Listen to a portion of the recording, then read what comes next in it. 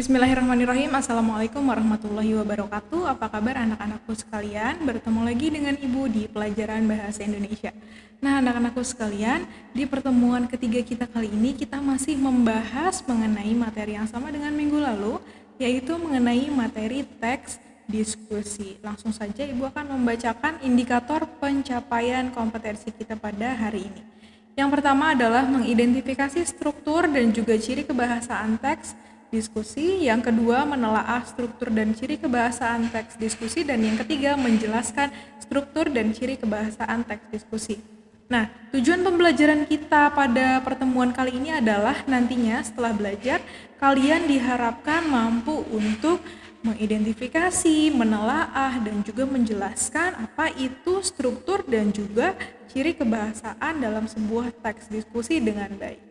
Baik anak-anakku sekalian, langsung saja kita masuk ke materi kita pada pertemuan kali ini. Nah, dalam teks diskusi terdapat struktur dan juga kaidah kebahasaan yang mencirikan suatu teks diskusi tersebut. Kita akan membahasnya satu persatu, mulai dari struktur teks diskusi terlebih dahulu. Nah, ada 3 struktur teks diskusi, kita akan bahas ya satu persatu. Yang pertama adalah pengenalan isu. Nah, ada apa sih di dalam pengenalan isu ini? Nah, di dalam pengenalan isu ini yaitu berupa penjelasan awal mengenai topik ataupun masalah tertentu yang bersifat kontroversial, yang di dalamnya berisi pro dan juga kontra. Jadi pada pengenalan isu ini kita jelaskan masalah ataupun isu yang diangkat atau yang dibahas di dalam teks diskusi secara umum, ya, belum masuk ke dalam argumen. Jadi masalah yang mau dijelaskan, masalah yang akan didiskusikan, dijelaskan secara umum di bagian pengenalan isu. Kemudian, struktur yang kedua adalah paparan argumen yang berisi argumen pro dan juga argumen kontra.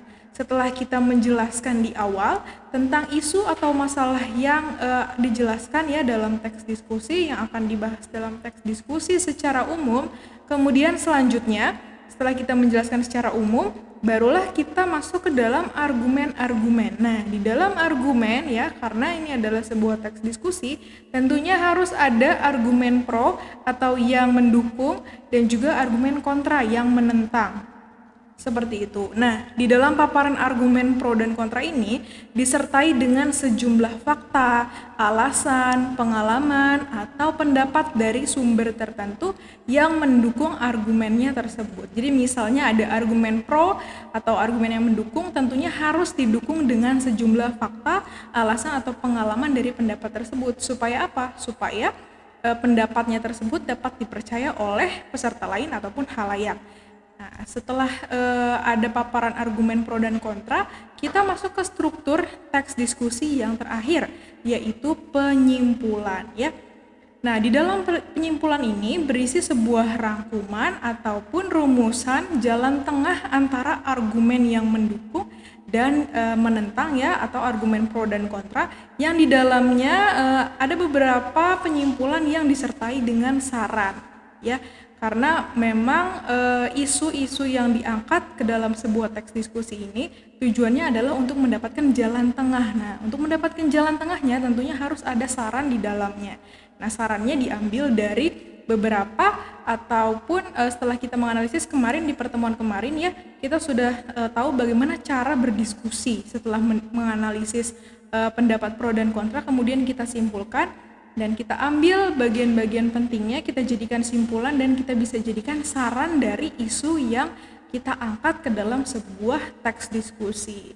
Jadi ini ya, diingat struktur teks diskusi ada 3. Yang pertama pengenalan isu, yang kedua paparan argumen yang di dalamnya berisi argumen pro dan juga argumen kontra atau argumen yang menyetujui dan juga argumen yang menentang, dan diakhiri dengan sebuah kesimpulan yang di dalamnya memberikan saran atas isu atau masalah yang dibahas dalam sebuah teks diskusi. Nah, mudah-mudahan sampai di sini tentang struktur teks diskusi dapat dipahami ya. Kalau sudah paham, kita lanjut ke materi berikutnya, yaitu tentang kaidah kebahasaan teks diskusi. Ada berapa kaidahnya? Ada 6. Kita akan bahas satu per satu. Yang pertama yaitu konjungsi pertentangan. Nah, apa yang dimaksud konjungsi pertentangan? Diingat ya bahwa konjungsi ini adalah kata hubung. Jadi konjungsi pertentangan adalah kata hubung pertentangan. Nah, contoh di dalam sebuah teks diskusi yang mengandung konjungsi pertentangan adalah ada kata melainkan, sedangkan, akan tetapi, namun. Nah, kata-kata ini termasuk ke dalam kata hubung pertentangan ataupun konjungsi pertentangan. Ya, kita lanjut ke kaidah kebahasaan yang kedua, yaitu konjungsi yang menyatakan alasan. Jadi kata hubung yang menyatakan sebuah alasan. Contohnya ada kata sebab, karena, oleh karena itu. Nah, di sini kata-kata hubung yang menyatakan alasan ini digunakan untuk menghubungkan antara pendapat dengan fakta. Tadi kita sudah bahas di struktur ya, di bagian pernyataan argumen itu ketika kita menyampaikan sebuah argumen pro maupun kontra harus disertai dengan argumen pendukung, artinya bisa disertai dengan pendapat, disertai dengan fakta, pengalaman, dan lain-lain. Nah, untuk menghubungkan pendapat, argumen pro maupun kontra dengan fakta dan pengalaman, ini diperlukan konjungsi yang menyatakan alasan. Nah, konjungsinya adalah contohnya sebab, karena, oleh karena itu, dan lain-lain.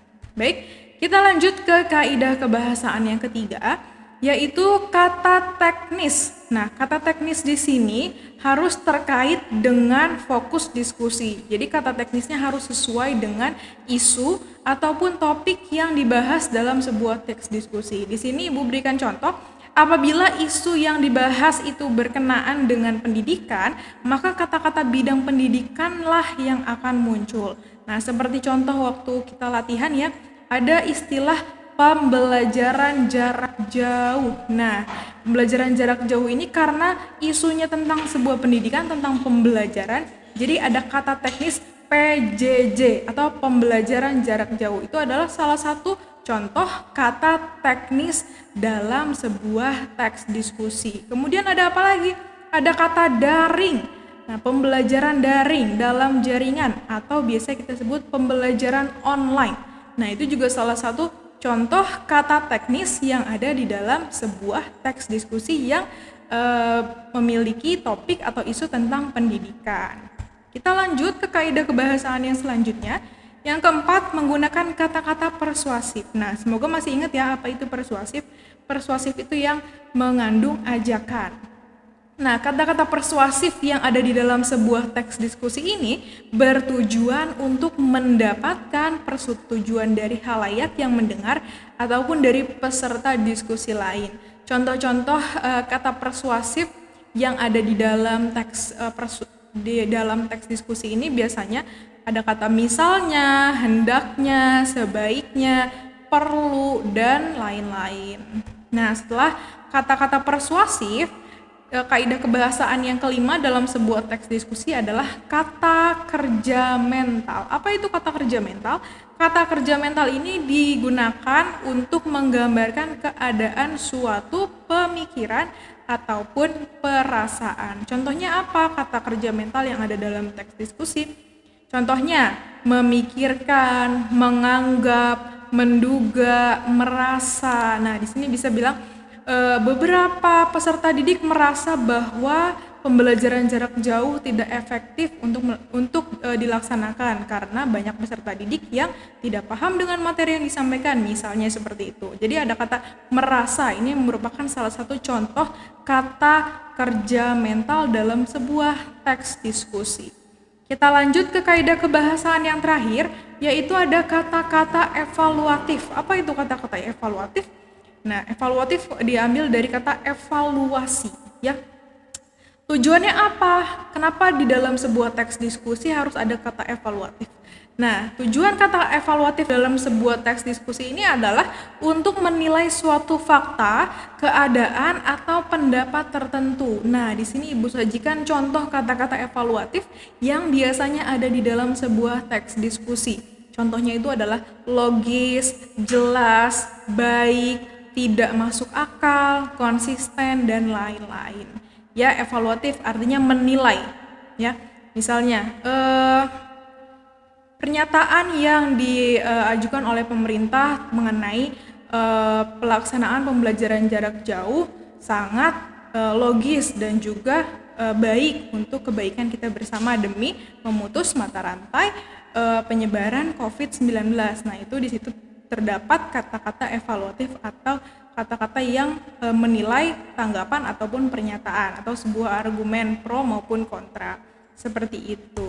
Nah, anak-anak sekalian, materi kita sudah selesai mengenai struktur dan juga kaidah kebahasaan. Mudah-mudahan materi yang Ibu sampaikan dapat kalian pahami dengan baik dan sampai jumpa di pertemuan berikutnya. Ibu mohon maaf apabila ada kekurangan. Wabillahi taufik wal hidayah. Wassalamualaikum warahmatullahi wabarakatuh.